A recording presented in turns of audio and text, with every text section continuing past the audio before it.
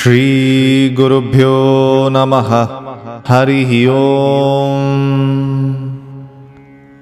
लीला ने कहा, हे देवी, आपके शब्द सचमुच सच्चा ज्ञान कराते हैं।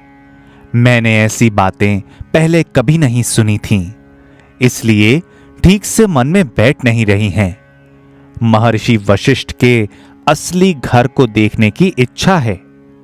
सरस्वती ने कहा, अरे लीला, अपने इस वर्तमान रूप को पहले त्यागो और शुद्ध आध्यात्मिक अंतर्दृष्टि को प्राप्त करो। सिर्फ ब्रह्म को ही ब्रह्म का दर्शन और बोध हो सकता है। मेरी काया शुद्ध प्रकाश, शुद्ध चेतना से बनी हुई है। तुम्हारी काया ऐसी नहीं। तुम अपनी इस काया से अपनी कल्पना के स्थान भी जब नहीं देख सकती, तब फिर तुम कैसे दूसरों की कल्पना का स्थान देख सकोगी? परंतु यदि तुम प्रकाश काया प्राप्त कर लो, तो तुम सहज ही महर्षि के घर को देख सकोगी। दृढ़ निश्चय करो कि मैं अपनी काया यहीं छोड़ती हूं और प्रकाश काया ग्रहण करती हूं। धूप बत्ती की गंध के समान काया धारण करके तुम महर्षि का घर देख सकती हो।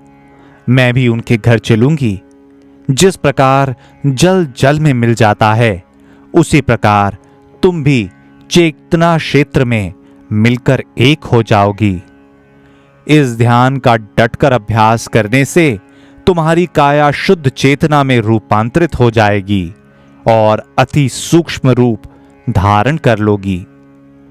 मैं तो अपनी सूक्ष्म काया को भी देख सकती हूं, तुम इस प्रकार नहीं देख सकती। तुम पदार्थ रूपी संसार ही देख सकती हो।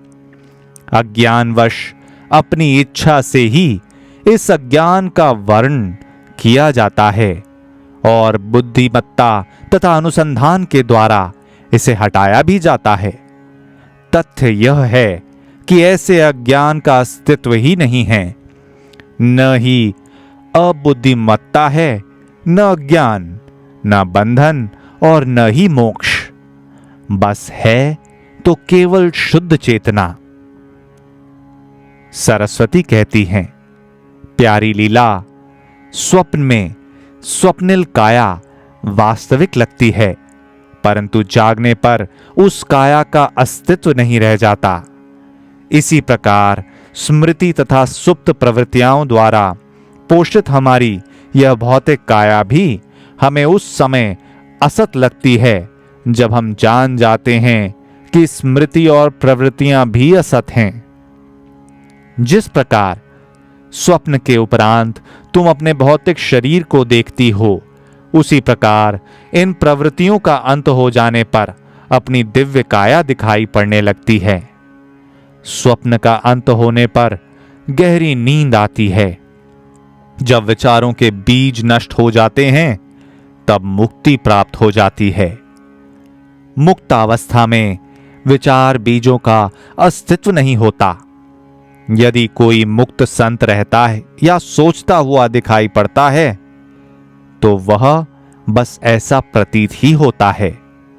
ठीक वैसे ही जैसे कोई जला हुआ कपड़ा जमीन पर पड़ा हो। यह न गहरी नींद के समान है, न बेहोशी के समान। इन दोनों में विचार बीज छुपे होते हैं। अभ्यास के द्वारा अहम शांत हो जाता है। उसके बाद तुम अपनी चेतना में विश्राम कर सकती हो। ऐसी अवस्था में यह दृश्य संसार लुप्त होता हुआ प्रतीत होता है। अभ्यास क्या है? उसी एक चीज का चिंतन, उसी एक का कथन, औरों से उसी की चर्चा, उसी एक के प्रति पूर्ण समर्पण। इसे ही बुद्धिमान लोगों ने अभ्यास की संज्ञा दी है।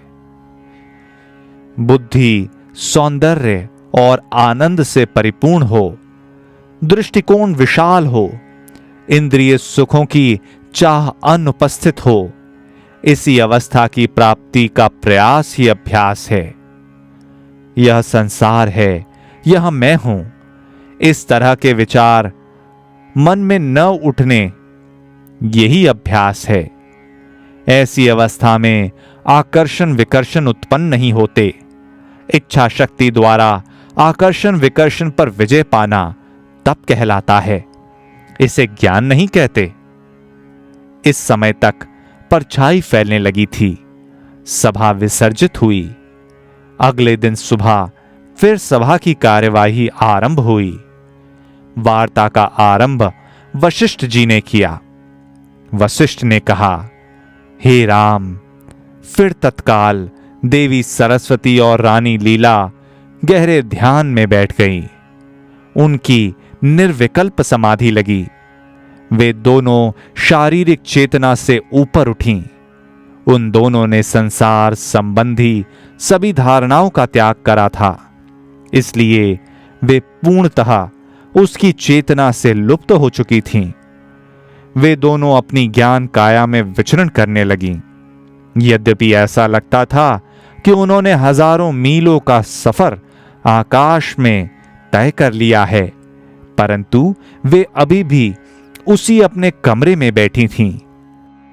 वे जिस तल पर विचरण कर रही थीं, वह चेतना का तल था। उन्होंने वह सब देखा जो सरस्वती के मन में था और जिसे वह लीला को दिखाना चाहती थी। लीला ने समुद्र देखे, पहाड़ देखे, ब्रह्मांड के पालक देखे, देवताओं का राज्य देखा, आकाश और कठोरदान की तरह धरती देखी, और देखा उसने अपना घर भी। वशिष्ठ ने कहा, हे राम। तब वे दोनों स्त्रियां महर्षि के घर में प्रविष्ट हुईं। पूरा परिवार शोक संतप्त था। शोक के कारण घर का वातावरण विषादपूर्ण था। ज्ञान योग के अभ्यास से लीला ने अपने विचारों को तत्क्षण कार्य रूप में परिणत करने की शक्ति अर्जित कर ली थी। उसने चाहा, मेरे ये संबंधी मुझे और सरस्वती को सामान्य स्त्रियों की भांति देखें। फिर दोनों शोक संतप्त परिवार के लोगों के समक्ष सामान्य स्त्रियों के रूप में खड़ी थीं। उनके शरीर से निकलने वाले दिव्य तेज प्रकाश ने घर में फैले हुए विषाद को दूर कर दिया। मृत पति पत्नी के बड़े लड़के से उन्होंने पूछा, हमें बताएं कि शोक का कारण क्या है? इसने तो पूरे घर को ग्रस्त कर रखा है। उस लड़के ने कहा, देवियों, इस घर में एक धर्मात्मा और उसकी स्वामी भक्त पत्नी रहती थी। दोनों का जीवन धर्म कर्म में लगा था। कुछ समय पहले उन्होंने अपने बच्चों और पोते पोतियों का त्याग कर दिया और इस जीवन छोड़कर स्वर्ग सिधार गए। इनके परिणाम स्वरूप हमें संसार में रिक्तता प्रतीत होने लगी है। इतना सुनते ही लीला ने उसके सिर पर हाथ रखा और तत्क्षण उसका सारा विषाद जाता बना। लीला ने सरस्वती से पूछा कि यह कैसे संभव हुआ कि मेरे इस परिवार ने मुझे यहां देखा, लेकिन जबकि उस समय मेरा पति नहीं देख पाया। सरस्वती ने उत्तर दिया, तब तुम अपनी इस धारणा से ग्रस्त थी कि मैं लीला हूं। अब तुमने शारीरिक चेतना पर विजय पाली है। जब तक चेतना का द्वैत भाव समाप्त नहीं होता, तब तक तुम असीम चेतना में सक्रिय नहीं हो सकते। तुम उसी तरह उस चेतना को समझने में असमर्थ होगी, जिस प्रकार धूप में खड़ा व्यक्ति पेड़ की छाया की शीतलता को नहीं समझ पाता। यदि अब तुम अपने पति के पास जाओ तो तुम उससे पहले जैसे ही व्यवहार कर सकती हो। लीला, तुम्हारे और तुम्हारे पति के बहुतेरे जन्म हो चुके हैं। इनमें 3 जो तुम जान गई हो। इस जन्म में राजा सांसारिकता के गहरे जाल में फंस चुके हैं और सोचते हैं कि मैं राजा हूं, मैं शक्तिशाली हूं, मैं सुखी हूं आदि।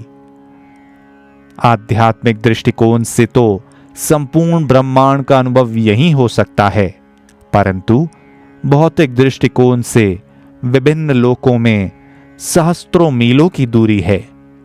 असीम चेतना में उसके हर परमाणु में ब्रह्मांड वैसे ही बनते और मिटते चले जाते हैं जिस प्रकार छत पार करने वाली किरण में धूल के कण आते और जाते हैं। इनका समुद्र की लहरों के समान आना जाना लगा रहता है। लीला को स्मरण हुआ, हे प्रभु, जब से असीम चेतना में परछाई के रूप में मेरा प्रवेश हुआ है, तब से मैंने 800 जन्म ले चुकी हूं। यह मैं आज देख सकती हूं। मैं परी भी रही, दुष्ट मानव स्त्री भी रही, सर्प रही, आदिवासी वन्य स्त्री रही, अपने दूषित कर्मों के कारण लता बनी और संतों की संगति के कारण एक संत की पुत्री भी बनी। मैं राजा भी बनी। अपने शासनकाल में मैंने ऐसे दुष्कर्म किए कि मुझे मच्छर के रूप में जन्म लेना पड़ा। मैंने मधुमक्खी, हिरण, पक्षी, मछली और पुनः अप्सरा के रूप में जन्म लिया। इसके बाद कछुआ, हंस और पुनः मच्छर बनी, पुनः अप्सरा बनी और अनेक देवता मेरे पैर छूते थे। जिस प्रकार तराजू की डंडी नीचे ऊंची होती है, उसी प्रकार मैं भी आवागमन के चक्र में पड़ी रही। राम ने पूछा, हे महर्षि, कृपया बतलाएं कि कैसे वे दोनों स्त्रियां ब्रह्मांड के विभिन्न आकाश गंगाओं में जाने में समर्थ हुईं और रास्ते की बाधाओं को उन्होंने कैसे पार किया? वशिष्ठ ने उत्तर दिया, हे राम, कहां का ब्रह्मांड, कहां की आकाश गंगाएं और कहां की बाधाएं? दोनों स्त्रियां रानी के अंतःपुर में ही रहीं। वहीं पर धर्मवेता वशिष्ठ विदुरथ नाम के राजा के रूप में शासन करता था। वहीं पहले राजा पद्म था। यह सब शुद्ध आकाश में हुआ। यहां न ब्रह्मांड है, न पुरी है और न बाधाएं हैं। आपस में बातें करती हुई दोनों स्त्रियां कमरे से बाहर निकली और गांव की तरफ बढ़ने लगी। यह गांव पहाड़ की चोटी पर स्थित था। ज्ञान योग के सतत अभ्यास के फलस्वरूप लीला ने भूत, वर्तमान और भविष्य का ज्ञान प्राप्त कर लिया था। उसने पिछली घटनाएं स्मरण करते हुए सरस्वती से कहा, हे देवी, कुछ समय पहले मैं और मेरे पति दोनों अज्ञानियों की तरह रहते हुए जीवन बिताते थे। हमने आत्मज्ञान की प्राप्ति का प्रयत्न नहीं किया था। इतना कहकर लीला ने सरस्वती को अपना पुराना घर दिखाया और कहने लगी, देखें, ये मेरी प्यारी बछिया है। मुझसे बिछड़ने के कारण पिछले 8 दिनों से यह निरंतर रो रही है। यहीं से मेरे पति संसार का शासन करते थे, क्योंकि वे जल्दी ही चक्रवर्ती नरेश बनना चाहते थे और वे इन 8 दिनों में सम्राट बन भी गए। परंतु ऐसा लगता है कि जैसे चिरकाल व्यतीत हो गया है। इस घर में मेरे पति अदृश्य रूप में रहते हैं। यहां अंगूठी के आकार के स्थान में अवस्थित मेरे पति का राज्य है, जिसकी कल्पना हम लोग हजारों वर्ग मील में फैले होने की करते थे। हे देवी, निश्चय ही मैं और मेरे पति दोनों शुद्ध चेतना हैं। तो भी रहस्यमय मायावी शक्ति के कारण मेरे पति ने राज्य के अंतर्गत सैकड़ों पहाड़ दिखाई देते हैं। यह सचमुच चमत्कारी है। मैं अपने पति द्वारा शासित राज्य की राजधानी में जाना चाहती हूं। आइए हम लोग वहीं चलें। सरस्वती और लीला आकाश की ओर बढ़े। उन्हें संपूर्ण सृष्टि दिखाई पड़ी।